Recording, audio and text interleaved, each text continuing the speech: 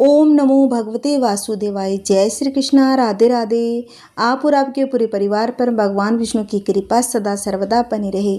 आज हम बृहस्पतिवार के दिन सुनेंगे भगवान बृहस्पति देव की पौराणिक कथा। इस कथा को जो भी भक्त सुनता है भगवान विष्णु उनकी सभी मनोकामनाएं पूर्ण करते हैं। तो आइए भक्तों, पूरी श्रद्धा प्रसन्नचित्त मन से इस कथा का आनंद लेते हैं। भारतवर्ष में एक राजा राज्य करता था। वह बड़ा प्रतापी और दानी था। वह नित्य गरीबों और ब्राह्मणों की सहायता करता था। यह बात उसकी रानी को अच्छी नहीं लगती थी। वह न ही गरीबों को दान देती, न ही भगवान का पूजन करती थी और राजा को भी दान देने से मना किया करती थी। एक दिन राजा शिकार खेलने वन को गए हुए थे तो रानी महल में अकेली थी। उसी समय बृहस्पति देव साधु वेश में राजा के महल में भिक्षा के लिए गए और भिक्षा मांगी। रानी ने भिक्षा देने से इनकार किया और कहा, हे साधु महाराज, मैं तो दान पुण्य से तंग आ गई हूँ। मेरा पति सारा धन लुटाता रहता है। मेरी इच्छा है कि हमारा धन नष्ट हो जाए, फिर न रहेगा बांस और न बजेगी बांसुरी। साधु ने कहा कि देवी, तुम तो बड़ी अजीब हो। धन संतान तो सभी चाहते हैं, पुत्र और लक्ष्मी तो पापी के घर भी होने चाहिए। यदि तुम्हारे पास अधिक धन है तो भूखों को भोजन दो, पैसों के लिए प्याऊ बनवाओ, मुसाफिरों के लिए धर्मशालाएं खुलवाओ। जो निर्धन अपनी कुंवारी कन्याओं का विवाह नहीं कर सकते उनका विवाह करवा दो। ऐसे और कई काम हैं जिनके करने से तुम्हारा यश लोक परलोक में फैलेगा। परंतु रानी पर उपदेश का कोई प्रभाव न पड़ा। वह बोली, महाराज, आप मुझे कुछ नहीं समझाए। मैं ऐसा धन नहीं चाहती जो हर जगह बांटती फिरूं। साधु ने उत्तर दिया, यदि तुम्हारी ऐसी ही इच्छा है तो तथास्तु। तुम ऐसा करना कि बृहस्पतिवार को घर लीपकर पीली मिट्टी से अपना सिर धोकर स्नान करना, भट्टी चढ़ाकर कपड़े धोना। ऐसा करने से आपका सारा धन नष्ट हो जाएगा। इतना कहकर साधु महाराज वहां से आलोप हो गए। जैसे वह साधु कह गया था, रानी ने वैसा ही किया। 3 बृहस्पतिवार ही बीते थे कि उसका सारा धन संपत्ति नष्ट हो गया और भोजन के लिए दोनों तरसने लगे। संसारिक भोगों से दुखी रहने लगे। तब वह राजा रानी से कहने लगा कि तुम यहाँ पर रहो, मैं दूसरे देश को जाऊं, क्योंकि यहाँ सब मुझे जानते हैं। इसीलिए मैं कोई छोटा कार्य नहीं कर सकता। देश चोरी परदेश भीख बराबर है। ऐसा कहकर राजा परदेश चला गया। वहां जंगल को जाता, लकड़ी काट कर लाता और शहर में बेचता। इस तरह जीवन व्यतीत करने लगा। इधर राजा के बिना रानी और दासी दुखी रहने लगी। किसी दिन भोजन मिलता और किसी दिन जल पीकर ही रह जाती। एक समय जब रानी और दासियों को 7 दिन तक बिना भोजन के रहना पड़ा तो रानी ने अपनी दासी से कहा कि हे दासी, पास ही की नगर में मेरी बहन रहती है। वह बड़ी धनवान है। तू उसके पास जा और 5 सेर भेजर मांग कर ले आ, ताकि कुछ समय के लिए थोड़ा गुजर बसर हो जाए। दासी रानी की बहन के पास गई। उस दिन बृहस्पतिवार का दिन था। रानी की बहन उस समय बृहस्पतिवार की कथा सुन रही थी। दासी ने रानी की बहन को अपनी रानी का संदेश दिया, लेकिन रानी की बहन ने कोई उत्तर नहीं दिया। जब दासी को रानी की बहन से कोई उत्तर नहीं मिला तो वह बहुत ही दुखी हो गई। उसे क्रोध भी आया। दासी ने वापस आकर रानी को सारी बात बता दी। सुनकर रानी ने कहा कि दासी, इसमें उसका कोई दोष नहीं।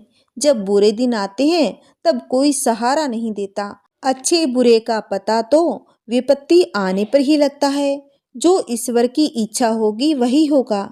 यह सब हमारे भाग्य का दोष है। यह सब कहकर रानी ने अपने भाग्य को कोसा। उधर रानी की बहन ने सोचा कि मेरी बहन की दासी आई थी, परंतु मैं उससे नहीं बोली। इससे वह बहुत ही दुखी हुई होगी। कथा सुनकर पूजन समाप्त कर वह अपनी बहन के घर गई और कहने लगी, हे बहन, मैं बृहस्पतिवार का व्रत कर रही थी। तुम्हारी दासी गई, परंतु जब तक कथा होती है तब तक न उठते हैं न ही बोलते हैं, इसीलिए मैं नहीं बोली। कहो, दासी क्यों गई थी? रानी बोली, बहन, हमारे घर अनाज नहीं था। ऐसा कहते कहते रानी की आंखें भर आई। उसने दासियों समेत 7 दिन तक भूखा रहने की बात भी अपनी बहन को बता दी। इसलिए मैंने दासी को तुम्हारे पास 5 शेर भेजर लाने के लिए भेजा था। रानी की बहन बोली, बहन देखो, बृहस्पति देव भगवान सबकी मनोकामना पूर्ण करते हैं। देखो शायद तुम्हारे घर में अनाज रखा हो।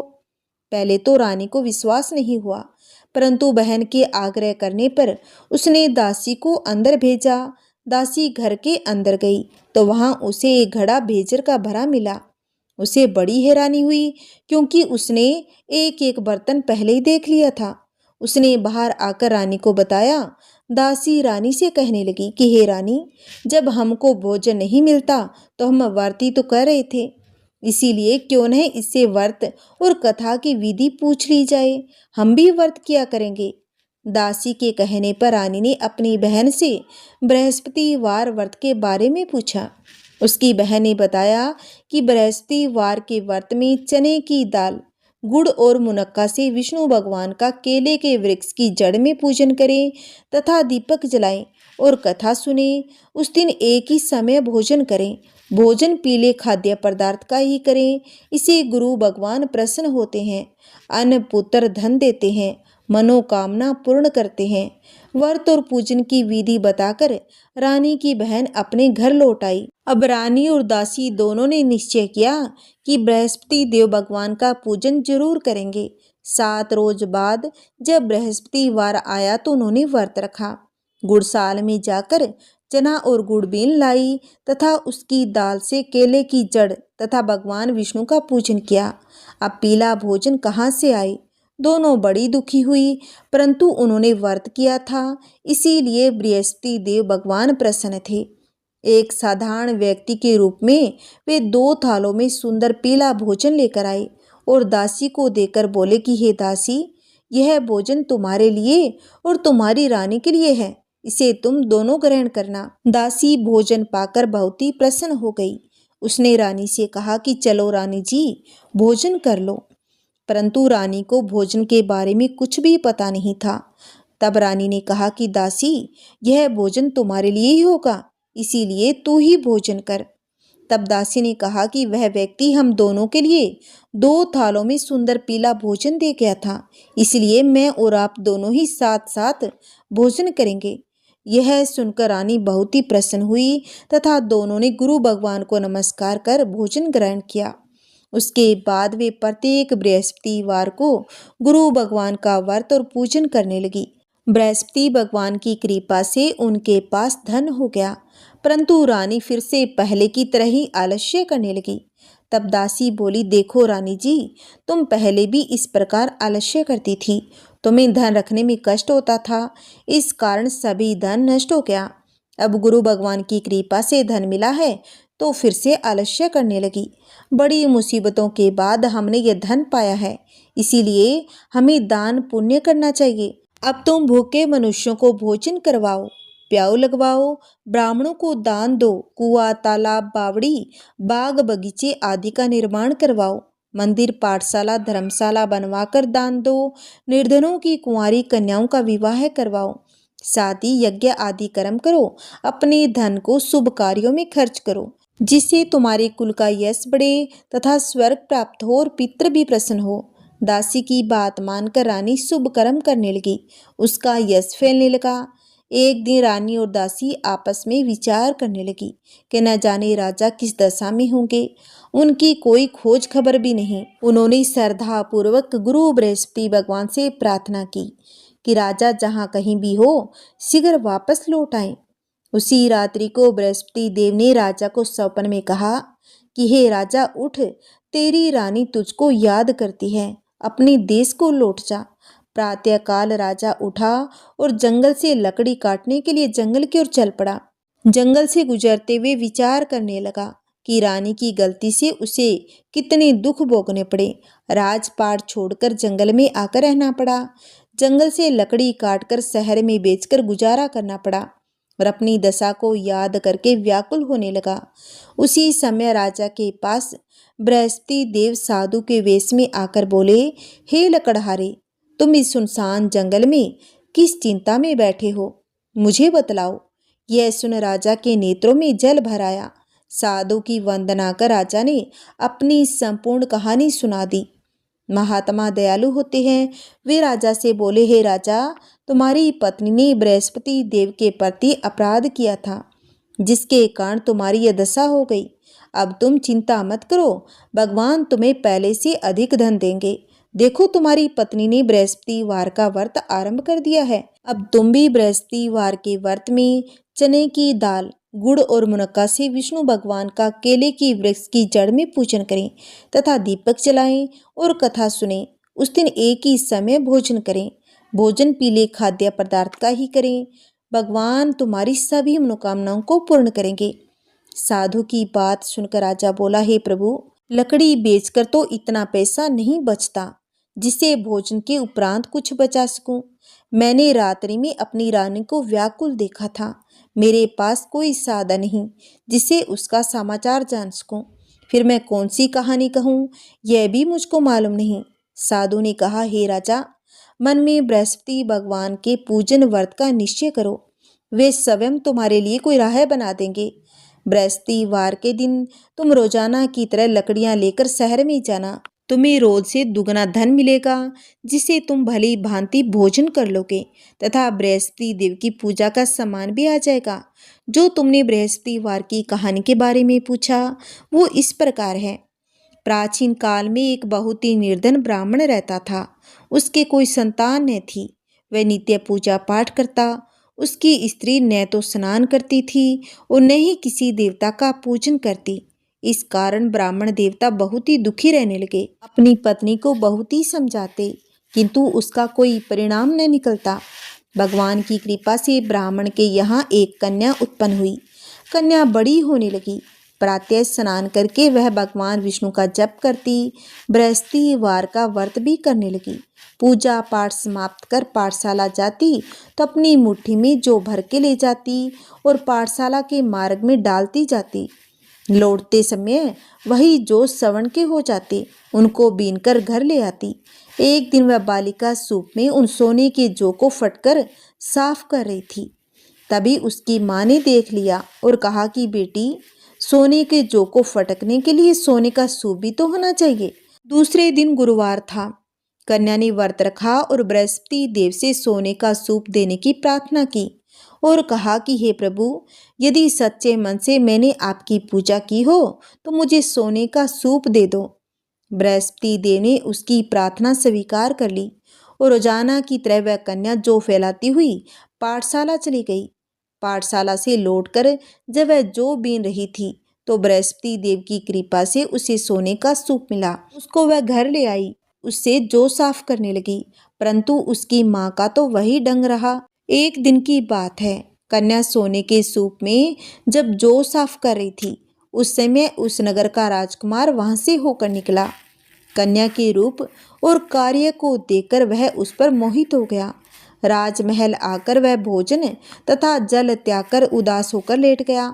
राजा को जब राजकुमार द्वारा अन्न जल त्यागने का समाचार ज्ञात हुआ तो अपने मंत्रियों के साथ वह अपने पुत्र के पास गया और पूछा कि हे बेटा, तुम्हें किस बात का कष्ट है और किसी ने तुम्हारा अपमान किया है अथवा कोई और कारण है तो मुझे बतलाओ। मैं वही कार्य करूँगा जिसे तुम्हें प्रसन्नता हो। अपने पिता की बातें सुनकर राजकुमार बोला कि हे पिताजी, मुझे किसी बात का दुख नहीं है।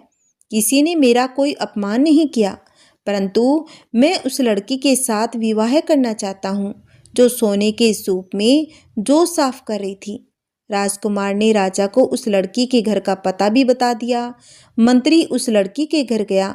मंत्री ने ब्राह्मण के समक्ष राजा की ओर से निवेदन किया। कुछ ही दिनों के बाद ब्राह्मण की कन्या का विवाह राजकुमार के साथ संपन्न हो गया।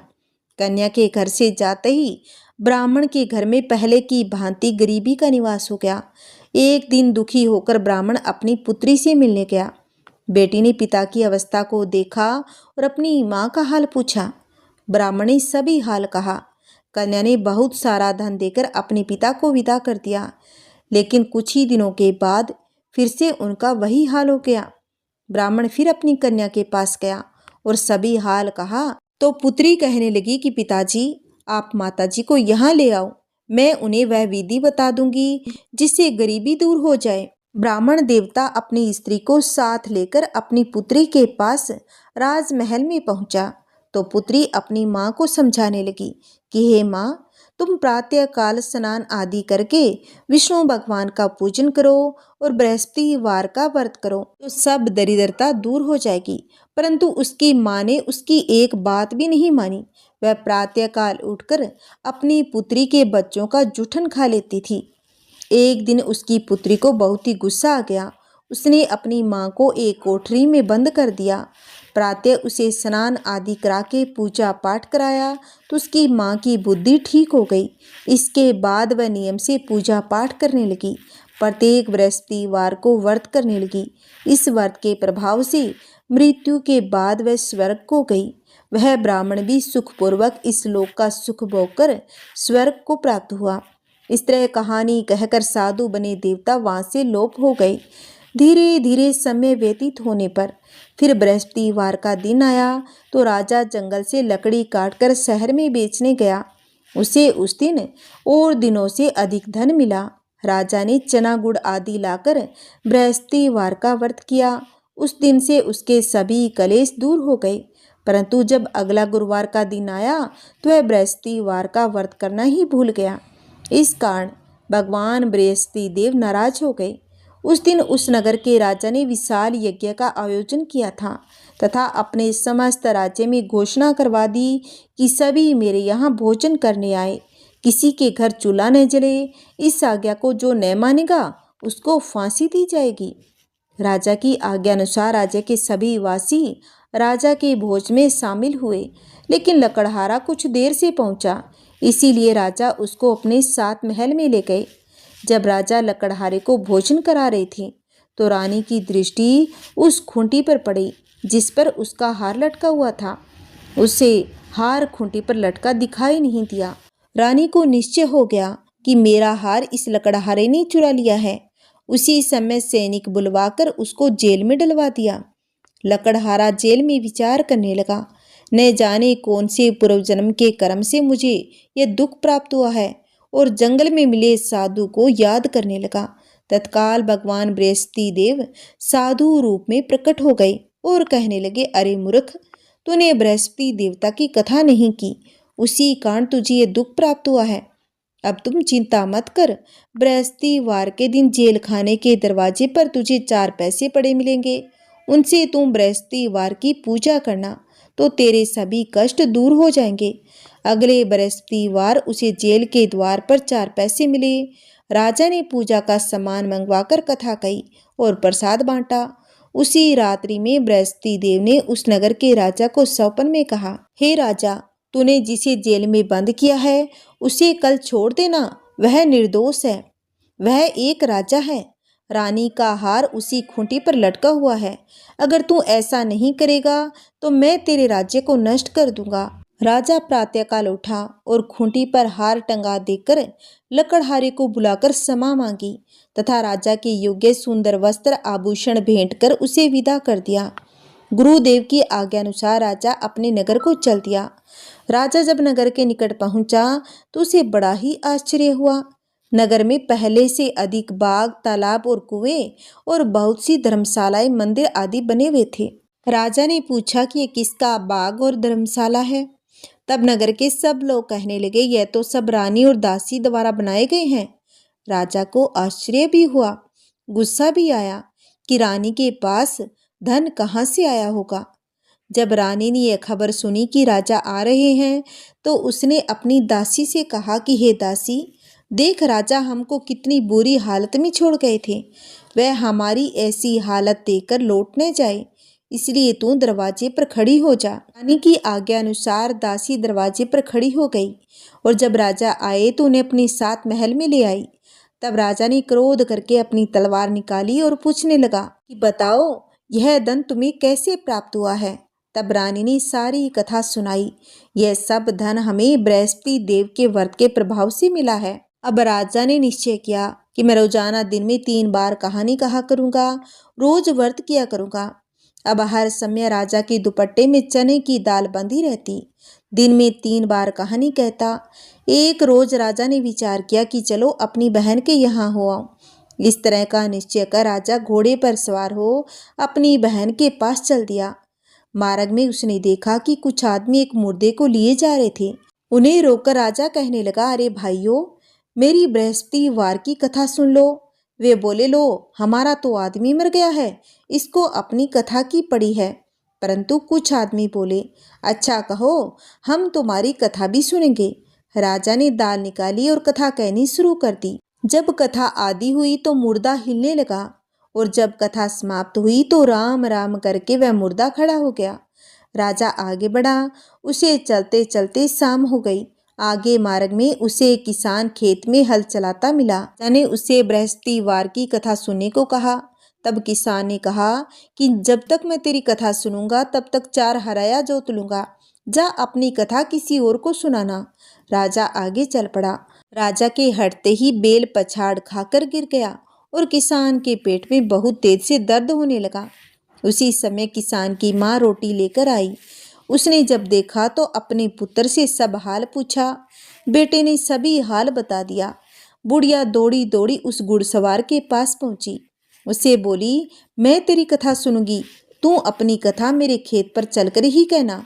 राजा ने लौटकर बुढ़िया के खेत में जाकर कथा कही, जिसके सुनते ही बेल खड़ा हो गया तथा किसान के पेट का दर्द भी ठीक हो गया।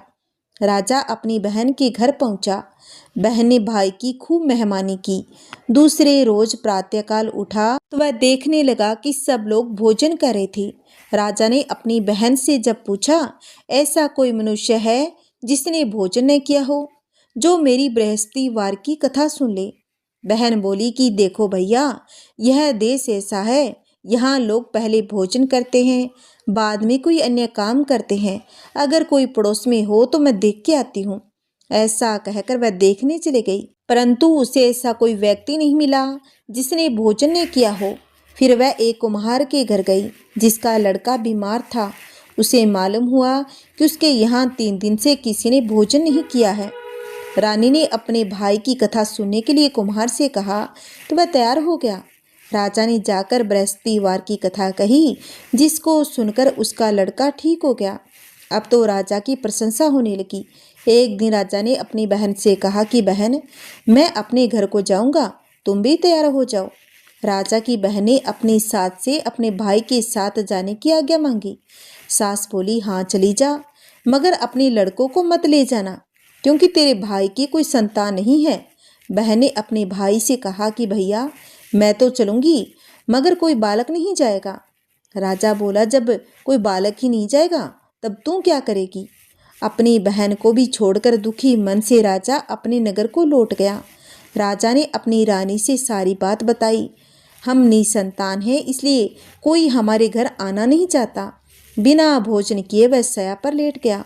रानी बोली, बृहस्पति देव ने हमें सब कुछ दिया है, वे हमें संतान भी अवश्य ही देंगे। उसी रात बृहस्पति देव ने राजा के सपन में कहा कि हे राजा, उठ, सभी सोच त्याग दे, तेरी रानी गर्भवती है। राजा को यह जानकर बड़ी खुशी हुई। 9वें महीने रानी के गर्भ से एक सुंदर पुत्र पैदा हुआ। तब राजा बोला, हे रानी, स्त्री बिना भोजन के रह सकती है, परंतु बिना कहे नहीं रह सकती। जब मेरी बहन आए तो तुम उससे कुछ मत कहना। रानी ने हाँ कर दी। जब राजा की बहन ने यह शुभ समाचार सुना तो वह बहुत ही खुश हो गई तथा बधाई लेकर अपने भाई के यहाँ आई। रानी ने जब उससे कहा कि घोड़ा चढ़कर तो नहीं आई, गधा चढ़ी आई, तो राजा की बहन बोली, भाई, मैं इस प्रकार न कहती तो तुम्हारे घर औलाद कैसी होती। बृहस्पति देव सभी मनोकामनाएं पूर्ण करते हैं। जो सद्भावना पूर्वक बृहस्पतिवार का व्रत करता है एवं कथा पढ़ता है अथवा सुनता है और दूसरों को सुनाता है, बृहस्पति देव उसकी सभी मनोकामनाएं पूर्ण करते हैं, उनकी सदैव रक्षा करते हैं। जो संसार में सद्भावना से गुरुदेव का पूजन एवं व्रत सच्चे हृदय से करते हैं, उनकी सभी मनोकामनाएं वैसे ही पूर्ण होती है जैसी सच्ची भावना से रानी और राजा ने बृहस्पति देव की कथा का गुणगान किया तो उनकी इच्छा भगवान बृहस्पति देव ने पूर्ण की। इसलिए सबको कथा सुनने के बाद प्रसाद लेकर जाना चाहिए। हृदय से उनका मनन करते हुए जयकारा बोलना चाहिए। बोलिए बृहस्पति देव भगवान की जय। आइए भक्तों, अब हम सुनेंगे आरती। जय बृहस्पति देवा, ओम जय बृहस्पति देवा। छिने छिने भोग लगाऊं, छिने छिने भोग लगाऊं, कदली फल मेवा। ओम जय बृहस्पति देवा। तुम्हें पूर्ण परमात्मा, तुम्हें अंतर्यामी प्रभु, तुम्हें अंतर्यामी। जगत पिता जगदीश्वर, जगत पिता जगदीश्वर, तुम सबके स्वामी। ओम जय बृहस्पति देवा। चरणामृत निज निर्मल, सब पातक हरता प्रभु, सब पातक हरता। सकल मनोरथ दायक, सकल मनोरथ दायक, कृपा करो भरता। ओम जय बृहस्पति देवा। तन मन धन अर्पण करे, जो जन शरण पड़े प्रभु, जो जन शरण पड़े। प्रभु पर कट तब हो करे, प्रभु पर कट तब हो करे, आकर द्वार खड़े। ओम जय बृहस्पति देवा। दीन दयाल दयानिधि, भगतन हितकारी प्रभु, भगतन हितकारी। पाप दोष सब हरता, पाप दोष सब हरता, भव बंधन हारी। ओम जय बृहस्पति देवा। सकल मनोरथ दायक, सब संशय हारो प्रभु, सब संशय हारो। विषय विकार मिटाओ, विषय विकार मिटाओ, संतन सुखकारी। ओम जय बृहस्पति देवा। जो कोई आरती तेरी प्रेम सहित गावे प्रभु, प्रेम सहित गावे। जेठानंद आनंद करे, जेठानंद आनंद करे, सो निश्चय पावे। ओम जय बृहस्पति देवा, जय बृहस्पति देवा। बोलो विष्णु भगवान की जय, बोलो बृहस्पति देव भगवान की जय। ओम नमः शिवाय। अगर मेरी कथा आपको अच्छी लगी है तो वीडियो को शेयर करें, लाइक करें और कमेंट में विष्णु भगवान की जय अवश्य लिखना। अगर आपने अभी तक मेरे चैनल को सब्सक्राइब नहीं किया है तो प्लीज़ मेरे इस चैनल को सब्सक्राइब करें, जिससे आपको आने वाली वीडियो की नोटिफिकेशन मिलती रहेगी। हरे कृष्णा, जय श्री हरि।